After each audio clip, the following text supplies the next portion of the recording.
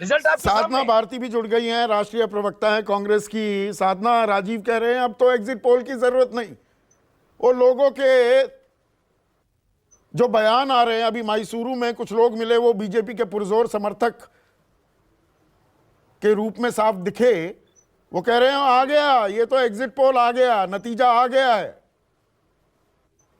आदरणीय संदीप जी, देखिए अब नतीजा तो जिस दिन आना है उसी दिन आएगा। उससे पहले तो हम और आप केवल आकलन कर सकते हैं, अपनी बातें रख सकते हैं। बहरहाल अभी आदरणीय राजीव जी कह रहे थे कि कर्नाटक में 2 दिन बिताकर आए हैं, और मैं क्योंकि खुद कर्नाटक लगभग 6 दिन रही चुनाव प्रचार के लिए भी, लेकिन मैं पूछना चाहती हूँ, कर्नाटक में 2 दिन रहे राजीव जी, एक दिन जरा दिल्ली के जंतर मंतर भी हो आते, क्योंकि ब्रजभूषण शरण सिंह पॉक्सो एक्ट लगने के बावजूद गिरफ्तार नहीं हुए। ये बहुत बड़ी शर्म की बात है, मुझे लगता है पूरे देश के लिए, जहां अंतरराष्ट्रीय ख्याति प्राप्त बेटियां पहलवान बैठी हुई हैं, वहां भी एक चक्कर मार आते तो लगता है मुझे ज्यादा खुशी होती है एक बेटी होने के नाते। लेकिन खैर, आप कर्नाटक चुनाव प्रचार में ज्यादातर मोदी जी के साथ स्टार प्रचारक भी व्यस्त थे, आप भी व्यस्त। लेकिन मैं गई थी जंतर मंतर, तो मुझे ऐसा लगा उन बेटियों के साथ बैठ के कि आज सवाल है कि आदरणीय मोदी जी को बजरंग दल में तो बजरंग बली नजर आ जाते हैं, लेकिन जो बेटियों की आवाज उठाते हैं वो बजरंग पूनिया बैठे हुए हैं, उनमें आपको बजरंग बली क्यों नहीं नजर आए? क्योंकि आपको वहां वोट की उम्मीद नहीं थी, इसलिए बजरंग बली नजर नहीं आए। कर्नाटक में भैया वोट चाहिए था, तो जात धर्म को धंधा बनाना तो भारतीय जनता पार्टी का पुराना पेशा बन गया है, तो इसीलिए शायद वोट प्राप्त करने के लिए अब उस बजरंग दल में आपको बजरंग बली नजर आने लगे। तो वो जिस तो बजरंग दल पर शुरुआत सिलसिले की साधना किसने की? पीएफआई के साथ बजरंग दल को जोड़ना, और पीएफआई तो एक प्रतिबंधित संगठन है, बजरंग दल को जोड़ देना और कहना कि जी सख्त कार्रवाई करेंगे, शुरुआत सिलसिले की आपने की। देखिए, अगर मुझे लगता है कोई हुड़दंगी संगठन के लिए, कोई ऐसा कोई संगठन है उसके लिए अगर इस तरह की बात की गई, तो ये अगर इतना बुरा मोदी जी को उस बात पे लग गया कि हमने बजरंग दल को बैन करने की बात कही और उस पे बुरा लग गया और बजरंग बली नजर आ गए बजरंग दल में, जो बजरंग दल अब तोड़फोड़ करते घूम रहे हैं बजरंग दल के कार्यकर्ता, तो फिर सिंधिया जी को तो इन्हें पहली फुर्सत में हटा देना चाहिए था मंत्री पद से, क्योंकि आदरणीय ज्योतिरादित्य सिंधिया जी ने तो बहुत पहले बजरंग दल की तुलना की थी एक ऐसे लोगों से, जब सतना के अंदर 2017 में पाकिस्तान के लिए जासूसी करने वाले एक रैकेट का भंडाफोड़ हुआ, तो उसमें जो आरोपी थे उनका आरोप लगा कि उनमें जो संबंधित लोग हैं वो बजरंग दल के हैं, वो विश्व हिंदू परिषद के हैं, वो बीजेपी के हैं। तो आदरणीय सिंधिया जी ने तो बजरंग दल की पहले ही तुलना कर दी थी पाकिस्तान की तो खुफिया साधना, सवाल यही है, जिस चुनाव प्रचार की शुरुआत आपने 40% कमीशन, पे सीएम और 5 गारंटी से की, आपको बीजेपी अपनी विकेट पर ले आई। हिंदुत्व तो बीजेपी का यूएसपी है, वो उसकी स्ट्रेंथ है। बीजेपी ने वहां आपको लाकर खेलने पर मजबूर कर दिया क्या?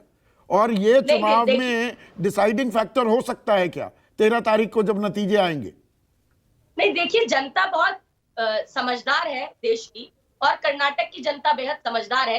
वो जानती है कि ये जो आप कह रहे हैं हिंदुत्व के ऊपर ये भाजपा हमेशा खेल खेलने का प्रयास करती रहती है। देखिए, मुझे लगता है ये भाजपा ने कभी भगवान राम का सम्मान नहीं किया। अब बजरंग बली तो आदरणीय संदीप जी भगवान राम जी के परम भक्त हैं, तो जो राम का ये जनता को समझाइए ना, जनता आपकी बात नहीं मान रही, बीजेपी की मानती है। चुनाव प्रचार लगभग 6 दिन किया है, जगदीश शेट्टार जी के क्षेत्र में भी की, प्रसाद अब्बैया जी के क्षेत्र में भी की, दीपक चिंचोरे जी के यहाँ भी थी, सोनिया जी की सभा थी हुबली में, उस दिन भी हम वहीं थे, और लगातार मैंने सभाएं ली है, नुक्कड़ सभाएं की है, डोर टू डोर कैंपेन किया और जनता को समझाया है, और जनता समझदार है। तो स्थानीय मुद्दों की गूंज आपको महसूस हुई, या जो राष्ट्रीय मुद्दे उठाए और प्रधानमंत्री मोदी का करिश्मा?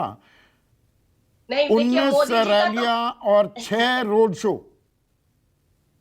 देखिए, मोदी जी का करिश्मा तो नहीं कह सकते, क्योंकि मोदी जी ने, मुझे लगता है, कर्नाटक के बारे में तो कोई बात ही नहीं की।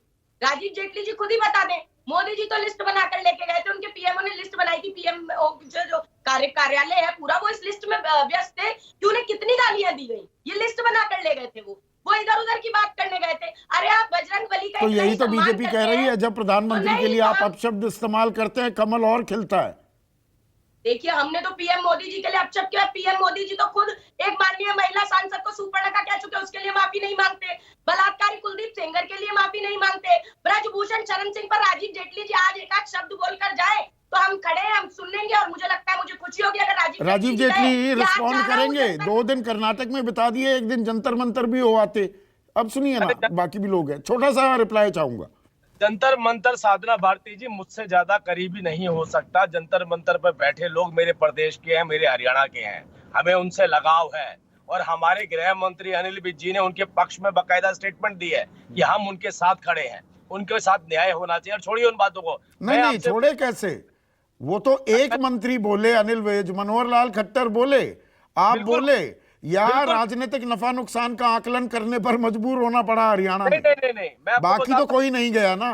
मैं आपको बताता हूं, बजरंग पूनिया जी ने अपनी प्रेस कॉन्फ्रेंस के अंदर इस बात को कोट किया कि हरियाणा के प्रदेश के अध्यक्ष ओम प्रकाश धनखड़ जी ने हमारे पक्ष में अपना वर्जन दिया और हम उसकी तारीफ करते हैं। ये बजरंग पूनिया जी की स्टेटमेंट है। अब मैं दूसरी बात बताता हूं आपको। प्रियंका वाड्रा जी ने कर्नाटका के अंदर जाकर के बोला, आतंक, भारतीय जनता पार्टी आती है आतंकवाद की चर्चा करती है, भारतीय जनता पार्टी आती है हिंदुत्व की चर्चा करती है, हिंदुओं के उत्थान की चर्चा करती है। इन मुद्दों को हटा दो तो देखिए कांग्रेस पार्टी कहां पर होगी। मतलब आप देश के अंदर आतंकवाद नहीं मुद्दा नहीं, पूरा स्टेटमेंट बताइए ना। अब आपने कट एंड पेस्ट कर दिया ना राजीव भाई, कि आतंक की बात करती है। वो ये कह रही थी कि महंगाई के आतंक की बात नहीं करती बीजेपी, बेरोजगारी के आतंक की बात नहीं करती, किसानी की किस तरह से आतंकित है इसकी बात नहीं करती। पूरा स्टेटमेंट तो बताइए ना। देखिए, किसान अपना जवाब खुद देता है, हमें उसने लोकसभा में भी दिया। व्यापारी अपना जवाब खुद देता है। मिडिल क्लास और चलिए, जवाब तो देंगे, अभी 13 तारीख को नतीजे आ जाएंगे।